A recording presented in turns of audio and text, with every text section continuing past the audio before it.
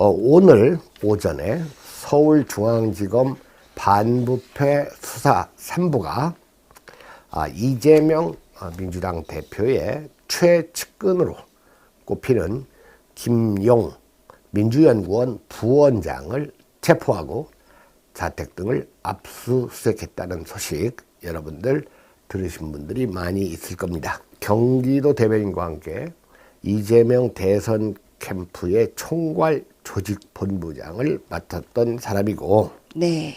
정진상 민주당 대표실 정무조정실장과 함께 이재명의 최측근으로 꼽히죠.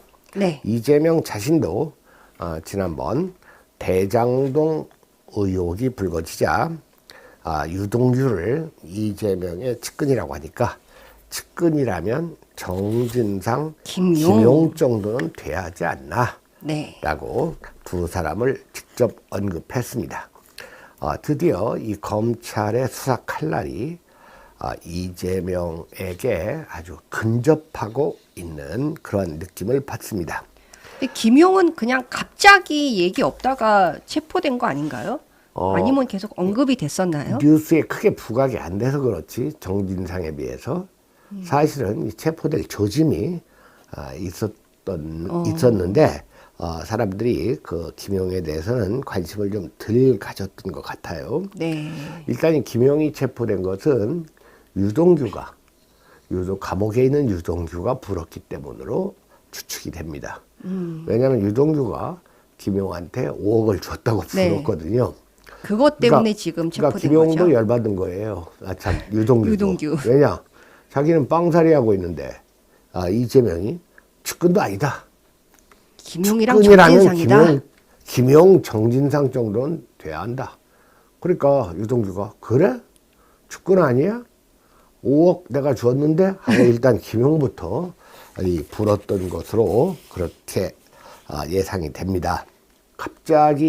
왜 갑자기 김용이야? 하는데 그렇지 않습니다. 이미 2022년 1월 4일, 10달도 더 된 1월 4일 한겨레 보도에 보면 유동규가 구속 기소돼가지고 9월 검찰의 압수수색을 받기 전에 누구와 통화를 했느냐? 7분 30초 동안 바로 김용과 통화를 했다는 보도.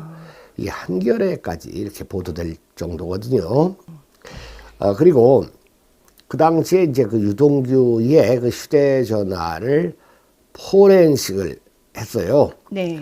그랬더니 작년 9월에 이 유동규와 김용이 4차례를 통화했고, 그 다음에 또 2차례를 통화하고, 그 다음에 압수수색 직전에 7분 30초를 통화했다는 것이 이제 드러났거든요. 그러니까 이미 김용도 이 검찰의 그 수사 그 범위에 이제 들어 있었죠. 그럼에도 불구하고 이제 김용에 대해서는 좀 덜 알려진 편이에요. 방금 우리 김경환 선생님이 얘기했듯이 김용 현직이 민주연구원 부위원장이죠. 그런데 지금에 이르기까지 이재명과 오랫동안 2008년부터 같이 정치 있더라고요. 인생을 함께 해온 사람입니다. 원래 이 사람이 분당 리모델링 추진 연합회장, 그러니까 리모델링 협회 연합회를 만들어 놓고 그 연합회장을 할 때 이재명을 만났어요. 2010년에. 느낌이 오네요. 그랬고 이 배우의 힘을 이용해 가지고 그의 성남시 의원이 됐고 4년 뒤에 이재명이 성남시장 재선됐을 때 이 김용도 성남시 의원 재선에 성공을 했던 겁니다. 2018년 이재명이 경기지사가 당선되자 인수위 대변인을 거쳐서 경기도 대변인으로 발탁됐죠. 네. 그리고 지난 대선에서는 총괄 부본부장으로 이 대표의 조직을 총괄 지휘하는 실세 역할을 했습니다. 그리고 이재명이 당대표가 되자 민주당의 싱크탱크라고 하는 민주연구원 부원장을 맡았던 겁니다. 이 유동규가 아마 1968년생일 겁니다. 그리고 이 김용은 66년생이고 정진상은 64년생이에요. 그러니까 셋이 다 2살 터울입니다. 그러니까 이 형님 먼저 아우 먼저 할 때 이제 아우 먼저 들어가기 시작했던 거예요.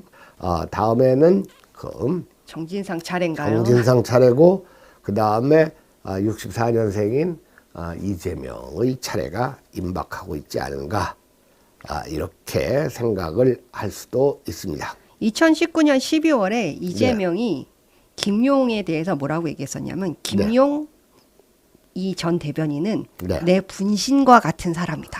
이런 그렇죠. 얘기도 했어요. 근데 이제 이 체포가 큰 의미가 있는 게 뭐냐면 이 유동규가 김용에게 5억을 5억. 줬다. 네. 근데 이 돈이 어디서 나온 돈이냐? 대장동에서 나온 돈입니다.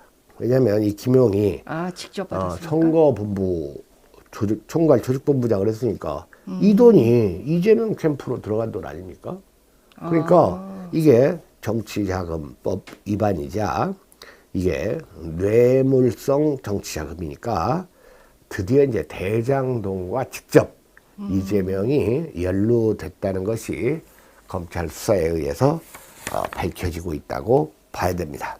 요거는 모른다고 발뺌도 못 하겠네. 이 김용희를 보면 열흘 전에 그 10월 8일 날 이재명 조작 수사를 중단하라 이런 트위터를 홀로 올린 걸로 봐서 이미 이 수사망이 자기 자신을 향해서 좁혀오고 있다는 것을 다 알고 있었다는 뜻을 나타내고 있습니다.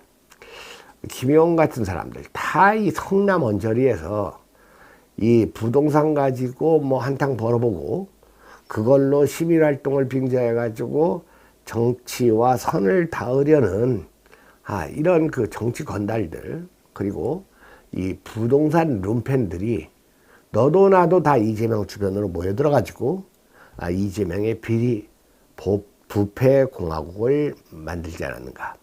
지방자치라는 그 지방 분권 시대의 맹점을 이용해가지고 성남 왕국 그리고 경기도 왕국을 꾸몄던 이재명의 정체가 하나 둘씩 셋 넷씩 만천하에 드러나고 있습니다.